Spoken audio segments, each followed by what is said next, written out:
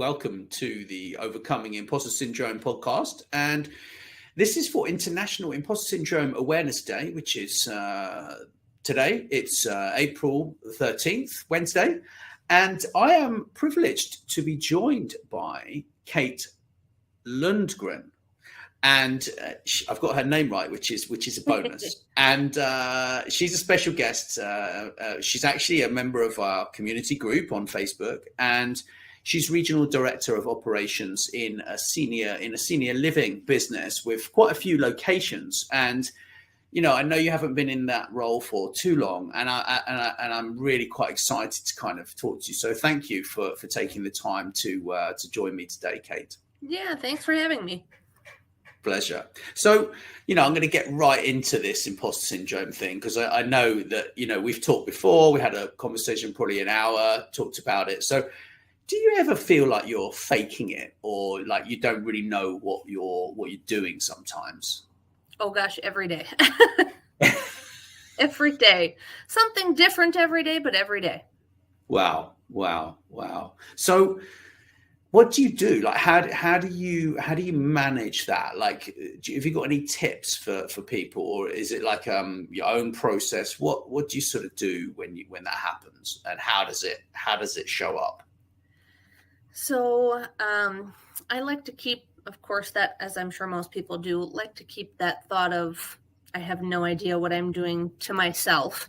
I'm sure most people do. And I like to remind myself, just my own process, that I know things that other people don't know. And so that's how I can add value in that way. Otherwise it's just a lot of reminding myself that, no, you actually do know that. Or, hey, look, you answered someone else's question. They didn't know it and you did. So it's just kind of reminding myself that I really do. You said something very interesting there about adding value. So for you, the imposter syndrome is linked to the value that you deliver, right? Like, yeah. And it doesn't necessarily have to be in a specific spot. It could be somewhere else. So it doesn't matter as much, perhaps, if you deliver value elsewhere. Is that sort of what you're saying? Can you kind of give me more on that? Sure. So whether right, wrong, or indifferent, I put a lot of value and feel other people put value into what I can offer or bring value to.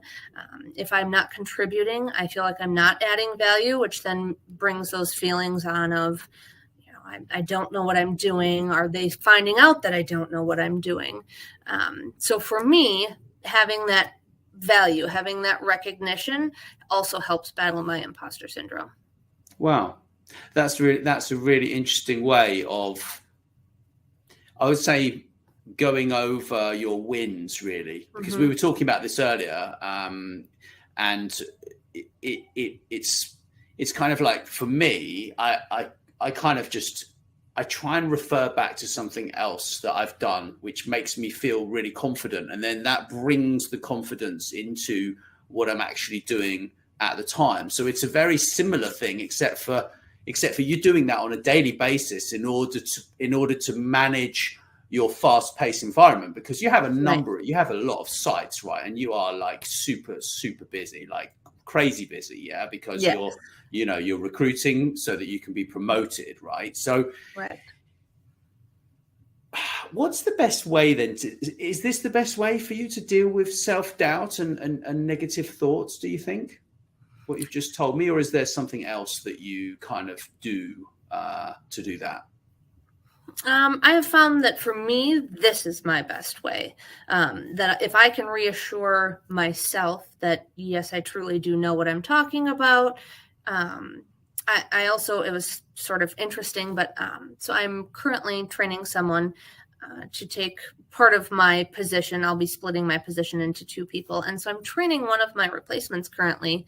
And it was sort of interesting, but good for me to reflect on is, so we had a going away for someone at work and we both attended, and he was about 3 months into the role and he's only about 6 months in now.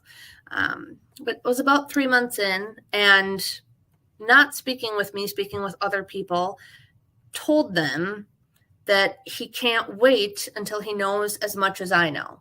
They in turn then came and told that to me, and I thought, wow, the entire day I felt like, oh my God, I'm screwing up. I know nothing. People are going to think I'm an idiot. And here's someone else who's saying, I wish I knew what she knew. Amazing. So that in itself, that confidence booster there must have been a really positive thing. So do you kind of keep a note of these things, or do you just use the daily kind of reminders that you come across with things that you're really doing quickly and well?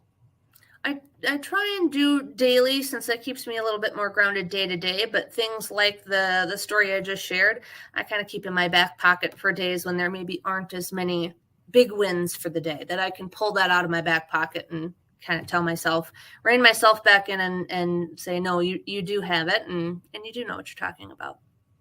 That's fantastic. Absolutely fantastic. So do you think that there are certain times when imposter syndrome actually works in your favor then? Because I was talking about that earlier, and I think, you know, I'll wait for you to tell me what you think on that first before I share.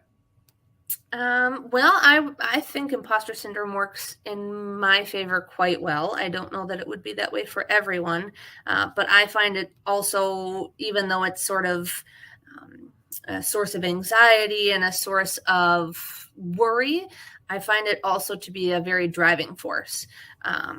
I probably wouldn't be in the position I'm in or in the position I'm moving into if I didn't have the drive and I need to learn it and I need to know it, and I'm going to be the person who has the answers because I didn't last time. Whether or not that was true or not, it pushes me to know it for the next time. Yeah, that's very similar to what we said earlier. Actually, but it's a very tough thing, right? It's, you know, some people are absolutely paralyzed by it with that fear and worry. So what would you sort of say to those people, to someone who perhaps is just about to start a job? Because I know you've only been in that particular role for sort of two and a bit years. Yeah. So what would you say to yourself if you could go back, say 2.5 years before you started, and you were worrying about what was going to happen when you arrived? What would you say to yourself, do you think? Well, I'm a little backwards. I had no worry about the job before I started. I thought, oh, I've got this, no big deal. And then I started the job. So a little bit backwards for me, but I would probably tell myself to find someone or a group of somebody's, the Facebook group, for example, where you can talk through those things. For myself, especially, I find that if I can talk through why did I feel like I didn't know, or why do I feel like I'm pulling the wool over these people's eyes when really I'm not, I find that helps. It's reassuring, even just in the basics. And, you know, you might not have those big win stories or even small win stories yet. And so if day to day you have people who are supportive and even just could hear you out, that's helpful for me. Yeah. I think that comes up a lot from what I've been studying, having like a sort of, a lot of people call it like a thrive hive. So perhaps 3 to 5 people who you know that you can sort of call on at any point, and then they will confirm to you that you are really good at this and you've got it, and they'll just calm you down. Because I think that anxiety can be paralyzing depending on how you deal with it. I mean, some people are, you know, really paralyzed by it, whereas other people, you know, perhaps they will go and have a workout, or they will, you know, maybe have a drink of a glass of wine or a beer or something, right? So I think it really just depends on who you are, you know. So you've kind of talked a bit about it, but I'm going to ask you a bit more. So how do you stay confident and motivated then when you feel like an imposter? Some days it's a struggle. I would say the best resource that I use is to sort of tally my wins for the day, if that makes sense, even if they're small. I answered a simple question that anybody could have answered. It's a win for me. I put it in my win column. And then at the end of the day, I can go, I might not have known these 6 things, but I knew these 20. So at the end of the day, nobody can know everything. I mean, nobody. So give yourself a break also. And that took me some time to learn. I mean, even now in my imposter syndrome, I am far better than I was a year and a half ago.